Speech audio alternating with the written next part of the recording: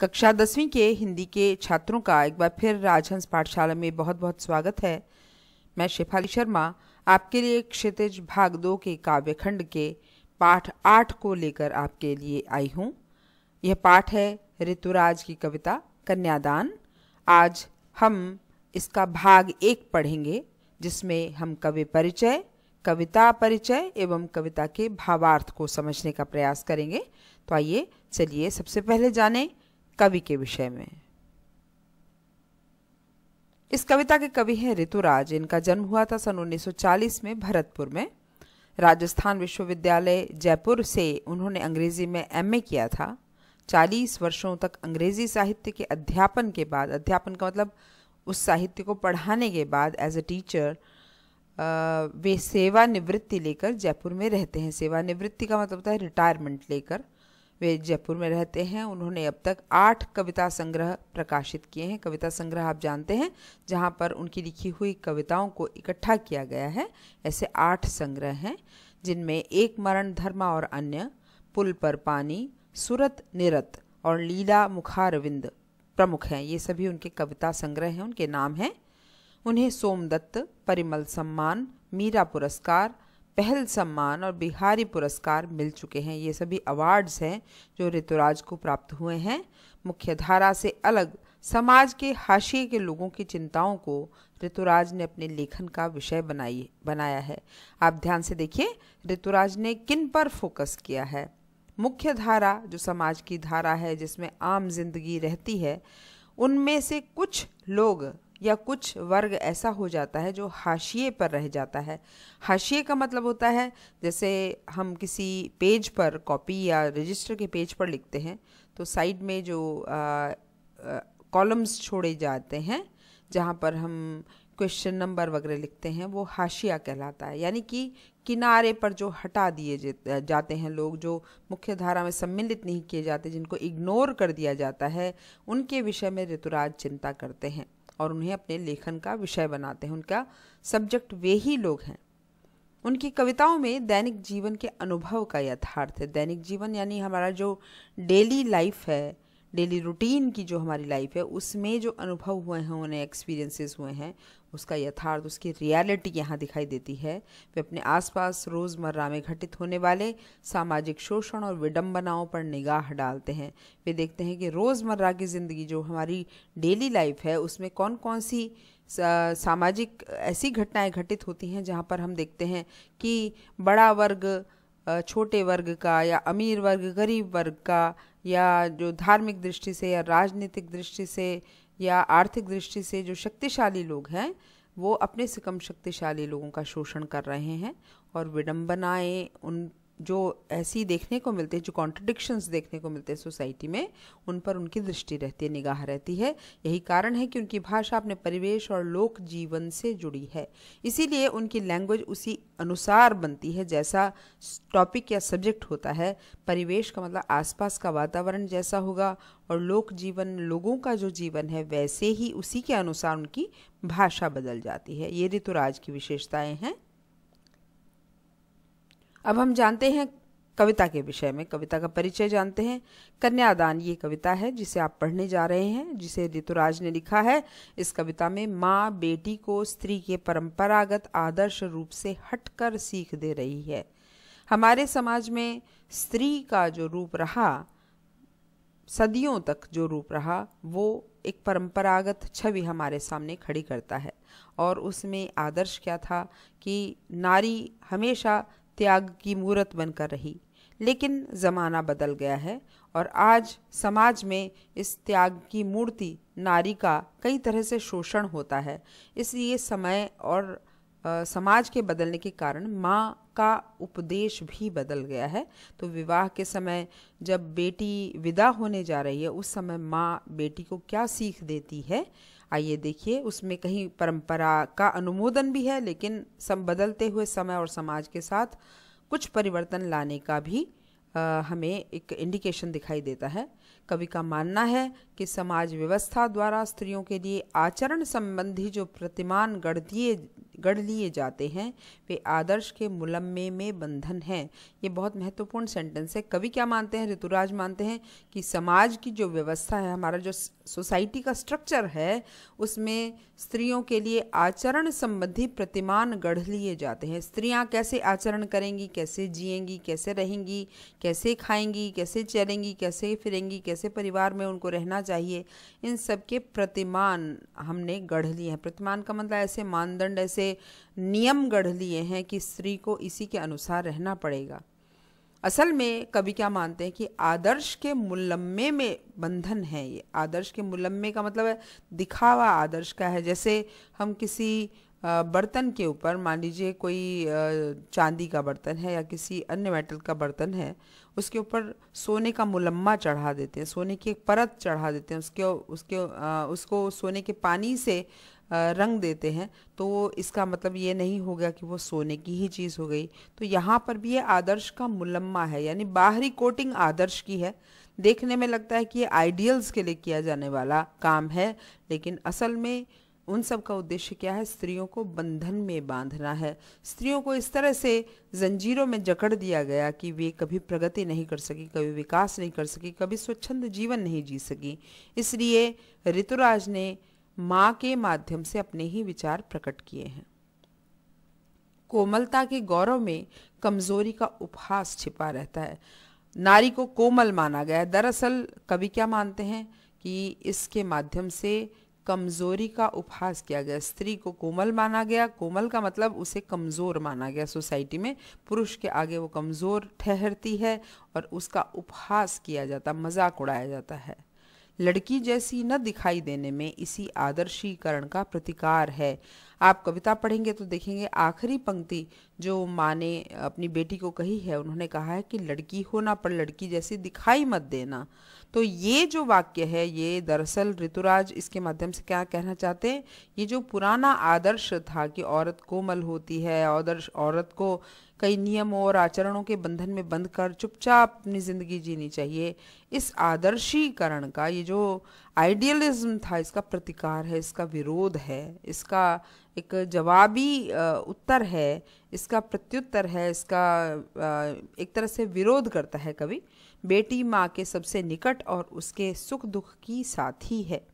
ज़्यादातर परिवार में जो लड़का होता है, बड़े होने पे वो अपने पिता का सहारा बनता है। इसी तरह से बेटी अपने माँ की बातों को समझ सकती है, उसके सुख और दुख से जुड़ी रहती है वो। इसी कारण उसे अंतिम पूंजी कहा गया है। माँ ने उसे अंतिम पूंजी कहा है। जैसे पूंजी का मतलब होता है संपत्ति, धन, जिसको हम संभाल के रखते हैं, जिसको हम कहीं निवेश करते हैं, किसी को इन्वेस्ट कर सकते हैं। तो अंतिम पूंजी का मतलब मेरे पास में ज़िंदगी की आखिरी ये संपत्ति रह गई थी, ये माँ कहती है। वो इसलिए कहा क्योंकि वो माँ के लिए सबसे प्रेशस, सबसे कीमती चीज़ है। कविता में कोरी भावुकता नहीं है, बल्कि माँ के संचित अनुभवों की पीड़ा की प्रामाणिक अभिव्यक्ति है। हम ऐसा नहीं मानते, क्योंकि जैसे कन्यादान शब्द को सुनते हैं तो हमें लगता है कि शायद इसमें माँ दुखी होगी, रोएगी कि उसकी बेटी विदा हो रही है, अब वो बिछुड़ रही है। तो इसमें कोरी भावुकता नहीं है। केवल सेंटिमेंटल होकर कवि ने ये कविता नहीं लिख दी, बल्कि माँ के जो संचित अनुभव हैं, संचित का मतलब जो इकट्ठे अनुभव हैं, जो जिंदगी भर उसने अनुभव किया, क्योंकि कभी माँ भी इस लड़की की तरह से इस घर में ब्याह के आई थी। उस समय वो भी एक लड़की थी और लड़की के रूप में उसने एक नए घर में प्रवेश किया था, चरण रखा था। तो तब से आज तक माँ बनकर अपनी बेटी को विदा करने तक के जीवन में उन्होंने कई अनुभव संचित किए हैं, कई एक्सपीरियंसेस हैं जिन्हें इकट्ठा किया है। इसलिए माँ के जो ये अनुभव हैं वो माँ की पीड़ा को, क्योंकि उसने बहुत सा दर्द झेला है, ये जो पुरानी पारंपरिक छवि थी औरत की, उस नाते माँ ने बहुत से कष्ट झेले हैं और उसकी ये जो पीड़ा है, ये दर्द है जो उसके दिल में समाया हुआ है, उसके आधार पर ही ये प्रामाणिक अभिव्यक्ति है। अभिव्यक्ति का मतलब होता है एक्सप्रेशन। माँ ने इसको जो एक्सप्रेस किया है इस कविता में, अपनी बातों को कहा है, वो प्रमाणों के आधार पर कहा है, फैक्ट्स के आधार पर कहा है। ऐसे ही नहीं कि किसी से सुनी सुनाई बात है और उसके आधार पर वो बात कह रही है। माँ ने अपने जीवन में जो कुछ भी जिया है उसने जो कुछ भी अनुभव किया है उसके आधार पर, अपने एक्सपीरियंस के आधार पर बात कह रही है। इस छोटी सी कविता में स्त्री जीवन के प्रति ऋतुराज जी की गहरी संवेदनशीलता अभिव्यक्त हुई है। ये छोटी सी कविता है। ऋतुराज स्वयं पुरुष हैं, लेकिन स्त्री के प्रति उनके अंदर कितनी भावुकता है, कितनी संवेदनशीलता है, कितनी सेंटिमेंट्स को लेकर वो औरतों से जुड़े हुए हैं, उनके दर्द को कितना अधिक पहचानते हैं, ये हमें इस कविता में दिखाई देता है। तो हमने अभी तक कवि परिचय, कविता परिचय पढ़ा। अब हम चलते हैं कविता की तरफ। कितना प्रामाणिक था उसका दुख, लड़की को दान में देते वक्त, जैसे वही उसकी अंतिम पूंजी हो। प्रामाणिक, मैंने आपको भी शब्द का अर्थ बताया, प्रमाणों पर आधारित, फैक्ट्स पर आधारित। जैसे कभी कोर्ट के अंदर कोई मुकदमा चलता है तो फैक्ट्स पेश किए जाते हैं। इसी तरह से माँ का जो ये दुख है, माँ जो अभी अपनी बेटी को विदा करने वाली है विवाह के बाद, उसका दुख प्रामाणिक है। यानी उसने अपनी ज़िंदगी में जो खुद कुछ भी झेला है, जो फैक्ट्स उसके पास हैं, जो सच्चाई और यथार्थ का बोध उसके पास है, जिन जिन घटनाओं के आधार पर वो ये कह सकती है कि परंपरा के अनुसार औरत का जीवन बड़ा कष्टकर होता है, बड़ा दुखमय होता है, इन प्रमाणों के आधार पर उसका दुख लड़की को दान में देते वक्त, दान में देते वक्त का मतलब है जो इस लड़की से विवाह करने आया है उसको कन्या का दान दिया जाता है। अभी कन्यादान के विषय में आपको बहुत विशेष रूप से मैं आपको समझाऊंगी और आगे भी हम इस पर चर्चा करेंगे। तो दान देने का मतलब है देना। अभी दान का अर्थ है बहुत महान, लेकिन हमने आज के समाज में उसको किस तरह से नीचा दिखा दिया है या इस अर्थ का हमने कैसे अपकर्ष कर दिया है, वो आपको समझाऊंगी। तो बेटी को दान में दे रही है माँ इस समय, विदा के समय। जिस पात्र को, जो इसका वर है, जो इसका पति है, उसको दान में देते वक्त उसका दुख उसके मन में जो उठ रहा है, जो पीड़ा है, वो बड़ी प्रामाणिक है। और वो कैसा अनुभव कर रही है, जैसे वही उसकी अंतिम पूंजी हो। ऐसा लग रहा है कि कोई व्यक्ति अगर दान दे और उसकी आखिरी पूंजी हो, उसके पास में कुछ भी नहीं बचे उसके पास में, और आखिरी चीज़ वो देने जा रहा हो, दान में दे दे किसी को, ऐसा उसे अनुभव हो रहा है। उसे लगेगा कि आज बेटी को देने के पश्चात उसके पास ज़िंदगी में कुछ भी नहीं रह गया है। ऐसा दुख उसके मन में इस समय उठ रहा है। लड़की अभी सयानी नहीं थी। सयानी का मतलब होता है समझदार। समझदार का मतलब ये नहीं है कि यहाँ पर बाल विवाह हो रहा है। यहाँ पर सयानी का मतलब है उसको दुनियावी समझ नहीं थी, दुनिया में कैसे जिया जाता है, आगे की ज़िंदगी में उसे परिवार विशेष में, नए परिवार में जाकर क्या क्या चीज़ देखनी पड़ेगी, उस समय उसको कौन कौन से नए नए स्टेप्स लेने पड़ेंगे, ज़िंदगी में कौन कौन से परिवर्तन आएंगे, इन सब का ज्ञान उसे नहीं है। उसे ये भी नहीं पता कि उसे ज़िंदगी में कैसे जीना है। अभी इतनी भोली सरल थी कि उसे सुख का आभास तो होता था, लेकिन दुख बाँचना नहीं आता था। वो भोली भाली है, सीधी सरल है। कारण क्या है? अभी तक वो माँ बाप की छत्र छाया में रही है। अभी तक दुनिया के अंदर जो कुछ भी हुआ उसे माँ बाप ने झेल लिया और उसे बचा लिया, लेकिन अब वो दुनिया की भीड़ में निकल रही है। दुनिया की धूप उसके ऊपर सीधे पड़ेगी। अभी तक उसके ऊपर माँ बाप की छत्र छाया थी, तो उसे भविष्य का जो जीवन है उसमें सुख का आभास होता है। आभास का मतलब होता है अंदाज़ा। एक अंदाज़ा सा है, केवल एक मतलब कंफर्म नहीं पता उसको ज़िंदगी में कि सुख ही मिलेगा, लेकिन एक अंदाज़ा है कि आगे जो परिवार मुझे मिलेगा उसमें मेरे पति और पति के परिवार के सभी लोग बहुत अच्छे ही होंगे। इस चीज़ का अंदाज़ा है उसे, लेकिन दुख बाँचना नहीं आता। क्यों वो सयानी नहीं है? देखिए, इसी का कारण बताया है, क्योंकि उसे दुख बाँचना नहीं आता। बाँचने का मतलब होता है पढ़ना।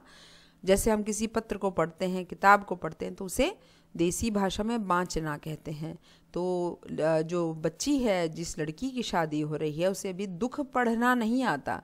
जो बड़े लोग होते हैं, धीरे धीरे उम्र के साथ साथ जिनको अनुभव हो जाता है, वो आपने देखा होगा अपने जीवन में भी, अपने परिवार में भी, बड़े बुजुर्ग लोगों को बहुत जल्दी ये एहसास हो जाता है कि ये काम मत करो क्योंकि इसमें दुख मिलेगा, ये काम करो क्योंकि ये ठीक है तुम्हारे लिए। तो दुख बांचना या सुख बांचना उनको आता है क्योंकि उनके जीवन में अनुभव बहुत है, लेकिन इस लड़की को अभी दुख बांचना नहीं आता था और सुख का उसे केवल अंदाज़ा था, उसे पक्का नहीं पता था कि जीवन में उसे सुख मिलेगा ही। पाठिका थी वह धुंधले प्रकाश की। पाठिका का मतलब है पढ़ने वाली। बांचने के लिए जो पढ़ने वाली है वो कौन है? लड़की है, इसलिए स्त्रीलिंग शब्द प्रयोग किया गया यहाँ पे। पाठिका थी, पढ़ने वाली थी, वह धुंधले प्रकाश की। धुंधले प्रकाश का मतलब ये है उसके जीवन में प्रकाश तो आने वाला है। प्रकाश हमेशा सुख का प्रतीक होता है, लेकिन वो सुख कैसा है? धुंधला है। सुख का आभास है और उसी के अनुसार उसका प्रकाश भी धुंधला है। जैसे सर्दियों में जब धुंध छाई होती है और सूर्योदय होता है तो हमें धुंधला सा प्रकाश दिखता है, स्पष्ट प्रकाश नहीं होता है। ऐसे ही उसके जीवन में भविष्य में कितना प्रकाश है, कितना उजाला है, कितना सुख है, इसका धुंधल का उसको स्पष्ट नहीं होने देता कि वो कितनी खुशी प्राप्त करेगा। वो किस चीज़ को पढ़ रही है? जिंदगी की कविता को पढ़ रही है। वो कुछ तुकों और कुछ लयबद्ध पंक्तियों की पाठिका है। तुक और लय क्या होता है ये समझिए। तुक का मतलब होता है राइमिंग वर्ड्स, जो मिलते जुलते से शब्द हैं, जो सिमिलर साउंडिंग वर्ड्स होते हैं, जैसे राम, काम, नाम, ये सारे शब्द एक ही तुक वाले हैं। यानी कविता में कवि इस तरह के शब्दों का प्रयोग करता है जिससे कविता के अंदर एक जैसी साउंड उत्पन्न होती है। और लय का मतलब होता है रिदम। जैसे संगीत में एक विशेष लय होती है, उसके अनुसार हमारा सिर झूमने लगता है या हमारे पाँव चलने लगते हैं या हमारे हाथ चलने लगते हैं। तो जिस बीट पर हमारे हाथ या पाँव चलते हैं उसको हम लय कहते हैं। तो कविता, जब हम कोई गीत या कविता गाते हैं तो उसमें तुक और लय के कारण कविता के अंदर एक संगीत उत्पन्न होता है। अब ये जो लड़की है ये जिंदगी की कविता के कुछ तुक और लय जानती है थोड़ी बहुत। उसे लगता है कि इसमें तो संगीत है, जीवन की कविता में एक संगीत है। उसको केवल अंदाज़ा है कि इससे खुशियाँ मिलेंगी, लेकिन उसको उस कविता का अर्थ नहीं आता। जैसे हम किसी ऐसी कविता को सुने जिस भाषा को हम नहीं जानते, तो हम केवल उसके अंदर कुछ साउंड्स को समझ पाएंगे, उसकी बीट को समझ पाएंगे, लेकिन हम उसके अर्थ को नहीं समझ पाते। इसी तरह से वो भी अभी ज़िंदगी की कविता के मतलब को नहीं जानी है। ये तो उसे बाद में ही पता चलेगा कि कोई कविता क्या अर्थ रखती है, यानी ज़िंदगी में आगे जाकर उसको क्या क्या देखना है, इसका अर्थ उसको बाद में ही समझ में आएगा। आगे चलते हैं। माँ ने कहा पानी में झांक कर अपने चेहरे पर मत रीझना। माँ ने पहली बात क्या कही कि पानी में झांक कर अपने चेहरे पर मत रीझना। ये देखिए यहाँ से माँ की अलग अलग सीख शुरू हो रही हैं जो अपनी बेटी को विदा करते समय बोल रही है। तो माँ एक आदर्श माँ है, वो कई चीज़ें ज़िंदगी के यथार्थ से जुड़ी हुई बोल रही हैं, कई ऐसी भी चीज़ें बता रही हैं जो उस लड़की को सशक्त बनाएंगी। तो पहली बात उन्होंने कही, पानी में झांक कर अपने चेहरे पर मत रीझना। रीझने का मतलब होता है खुश होना, आत्ममुग्ध होना, अपने ऊपर घमंड करना कि मैं कितनी खूबसूरत हूँ, कितनी सुंदर हूँ। पानी में झांक कर क्यों कहा? क्योंकि हम जब पानी में कभी अपना रिफ्लेक्शन देखते हैं तो वो पल भर के लिए लगता है कि वो स्थिर है, लेकिन पानी हल्का सा भी हिला, उसमें एक भी कंकर गिरा तो पानी के अंदर लहरें उत्पन्न होंगी और वो सारा का सारा प्रतिबिंब गायब हो जाएगा। इसी तरह से पानी में झांक कर अपने चेहरे को देखने पर खुश होना बेकार है। क्यों? क्योंकि पानी में दिखने वाला अपना प्रतिबिंब अस्थाई होता है, टेम्परेरी होता है। यहाँ से इन दो वाक्यों से क्या कहना चाहती है माँ? वो ये कहना चाहती है कि ज़िंदगी में हमेशा ये चेहरा ऐसा ही सुंदर नहीं रहेगा। अपने चेहरे पर, अपनी सुंदरता पर मुग्ध मत होना, घमंड मत करना, क्योंकि ये अस्थाई है, ये टेम्परेरी है। ये सौंदर्य कुछ समय के लिए ही है, उम्र बढ़ती जाएगी और ये सौंदर्य ख़त्म होता जाएगा। और ये सौंदर्य ऐसा ही है जैसे पानी में दिखने वाला प्रतिबिंब। ये हमेशा नहीं रहेगा, इसलिए अपने सौंदर्य पर घमंड मत करना। पहली बात माँ ने ये कही। अगली चीज क्या कहा है उन्होंने? आग रोटियां सेकने के लिए है, जलने के लिए नहीं। देखिए, हम सभी जानते हैं कि हमारे घरों में, रसोई घर में रोटियां सेकी जाती हैं, भोजन बनता है, और घर की महिला, घर की जो गृह लक्ष्मी है, वो ही भोजन बनाती है। तो यहाँ पर माँ क्या कह रही? आग रोटियां सेकने के लिए है, भोजन बनाने के लिए है। और भोजन के माध्यम से औरत क्या करती है? उस घर के लोगों का पेट भरती है, उनको नरिशमेंट देती है, उनको पौष्टिक आहार देती है, उनको स्वादिष्ट व्यंजन बनाकर खिलाती है। कहने का अभिप्राय क्या है कि जो आग है वो रोटियां सेकने के लिए है, जलकर मरने के लिए नहीं। हम सब जानते हैं कि दहेज की प्रताड़ना के कारण स्त्रियों में बहुत अधिक ये जलने की प्रथा रही है। हालांकि अब हमारा समाज काफ़ी बदल रहा है। और यहाँ पर एक और बात देखिए, आग जो होती है, आग शक्ति का प्रतीक होती है। यानी कि तुम्हारी जो आग है, तुम्हारे अंदर जो क्षमता है, जो सामर्थ्य है, उसका इस्तेमाल पॉजिटिव चीज़ों में करना, अपने जीवन के सकारात्मक कार्यों में करना, नकारात्मक कार्यों में मत करना। अपनी आग को, अपनी सक्षमता को, अपनी सामर्थ्य को अच्छी चीज़ों में लगाना, यानी अपने घर को बनाने में, उसके संरक्षण में, उसके पालन पोषण में लगाना, अपने आप को नष्ट करने में मत लगाना। अब आती है उनकी तीसरी सीख। वस्त्र और आभूषण शाब्दिक भ्रमों की तरह बंधन है स्त्री जीवन के। वस्त्र और आभूषण हम सब जानते हैं, वस्त्र यानी कपड़े, आभूषण यानी जेवर। वस्त्र और आभूषण, इनको ज़्यादातर स्त्रियों की कमज़ोरी माना जाता है। उनको एक लालच सा रहता है, चाहे जितने वस्त्र उनके पास हो जाएं, चाहे जितने आभूषण हो जाएं, वे उनका भंडारण करने में लगी रहती है। लगातार जीवन भर उनको वही चीज़ चाहिए और उसके अंदर और एडिशन होता चला जाता है। लेकिन यहाँ पर माँ क्या सीख दे रही है अपनी बेटी को? वस्त्र और आभूषण शाब्दिक भ्रमों की तरह बंधन है। ये बंधन है, बंधन का मतलब बांधने वाले हैं। वस्त्रों और आभूषणों के लालच में अगर हम पड़ेंगे तो वो हमें बांध लेंगे। जैसे कि कोई बेड़ियां होती हैं, उस तरह से इनका लालच हमें बांध लेता है। किस तरह से? शाब्दिक भ्रमों की तरह। शाब्दिक का मतलब शब्द के, भ्रम यानी छल। शाब्दिक भ्रम का मतलब है ऐसे शब्द जो सुनने में बड़े अच्छे लगते हैं, जो हमें फंसा सकते हैं, भूल भुलैया में डाल सकते हैं, ऐसे भ्रम है ये वस्त्र और आभूषण। यानी कि कोई भी पुरुष या कोई भी परिवार केवल वस्त्र और आभूषण का लालच देकर तुम्हारे स्त्री जीवन को बंधन में बांधे, ये उचित नहीं है। इनके बंधनों में मत बंधना।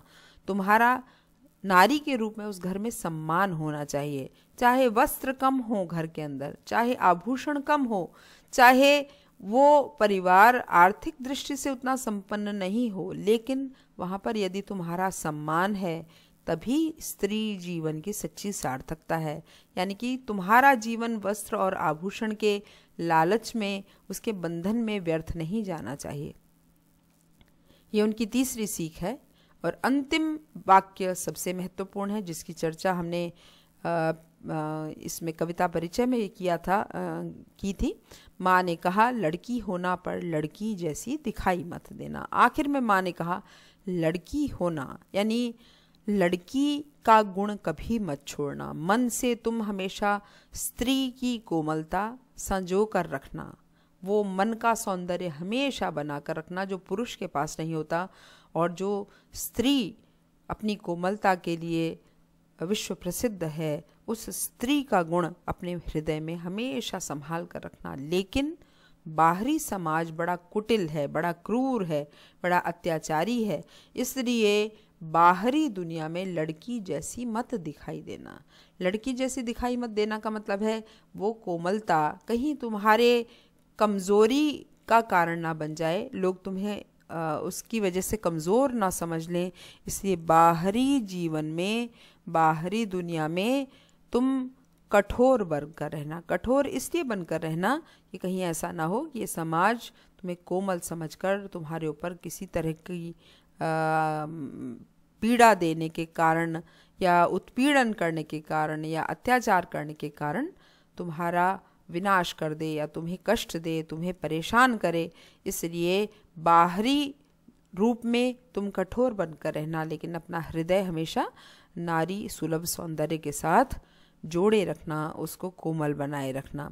तो यहाँ पर जैसे नारियल होता है ना, नारियल बाहर से कठोर होता है लेकिन अंदर उसमें जल भरा होता है, ऐसा ही सौंदर्य माँ यहाँ पर अपेक्षा कर रही है अपनी बेटी से। तो यहाँ पर आपने इस कविता को पढ़ा, छोटी सी कविता है लेकिन इसमें बहुत सा मर्म है और आधुनिक समाज के हिसाब से स्त्री के जीवन में कौन से परिवर्तन आए हैं उसके अनुसार कवि ने भी यहाँ पर माँ की सीख को बदला है। यहाँ पर हम इस प्रथम भाग को रोकते हैं और अगले भाग में इनके कुछ नवीन, इस कविता में आए कुछ नवीन शब्दों के ऊपर विचार करेंगे, कुछ विशेष जानकारियाँ हासिल करेंगे और प्रश्न अभ्यास करेंगे। तब तक के लिए धन्यवाद।